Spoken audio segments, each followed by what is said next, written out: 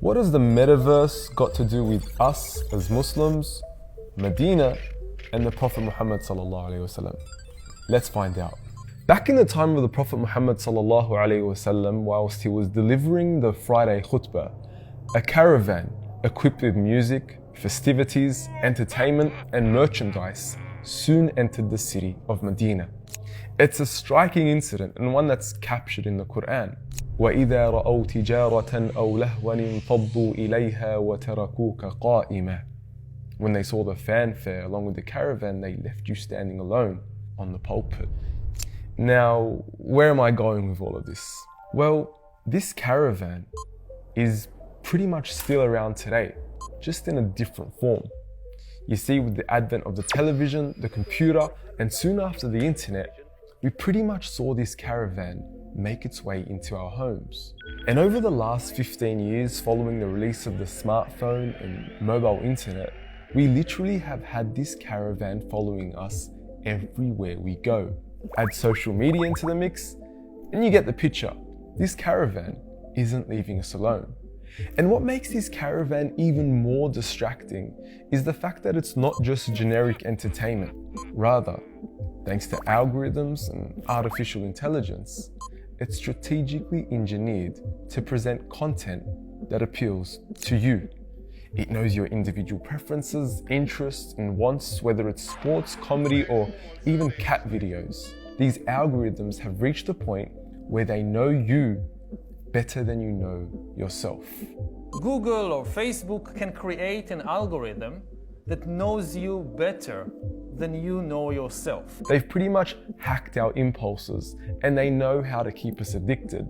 It's not guesswork, it's science. Every time they present you with a new notification, a new post, a new video that they know you will enjoy, dopamine is released through your brain, and your motivation to keep scrolling only intensifies. And as such, we're no longer interested in the natural real world, because quite frankly, the real world can't reward us with the same levels of dopamine we receive online artificially. It's a repetitive, vicious cycle that has most of us addicted, while social media giants are making billions of dollars. It's a proven formula that works, and they aren't planning on stopping at all. In fact, they're only planning on taking this further.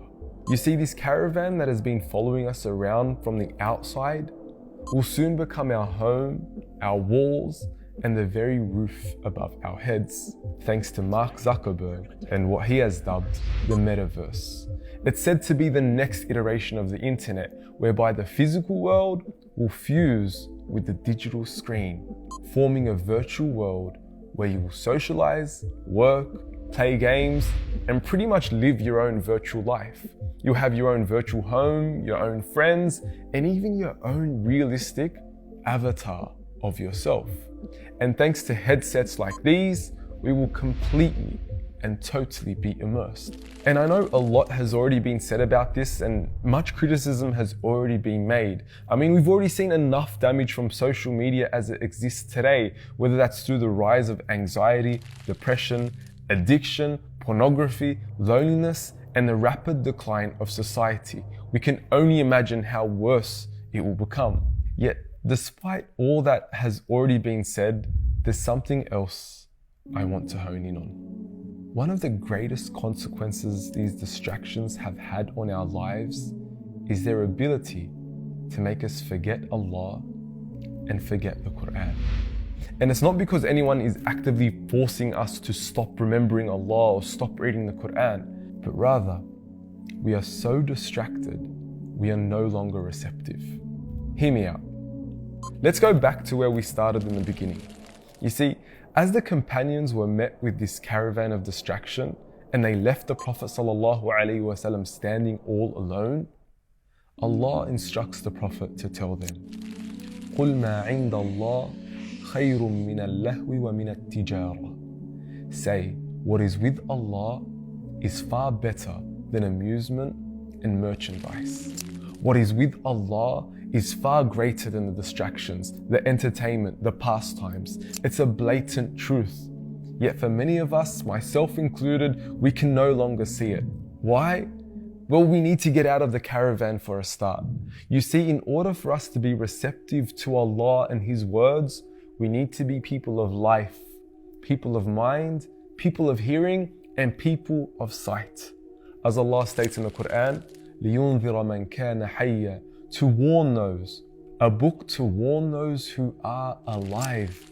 And in another verse, إِنَّ فِي ذَلِكَ لَذِكْرَى لِمَنْ كَانَ لَهُ قَلْبٌ أَوْ أَلْقَى السَّمْعَ وَهُوَ شَهِيدٌ. It's a reminder for people who have heart, hearing, and are a witness. A witness by all means is someone who is present and not someone who's distracted.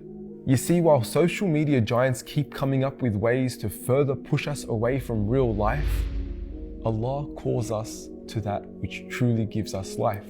We just need to answer. يا أيها الذين آمنوا استجيبوا لله وللرسول إذا دعاكم لما يحييكم. O believers, respond to Allah and His Messenger when He calls you to that which gives you life.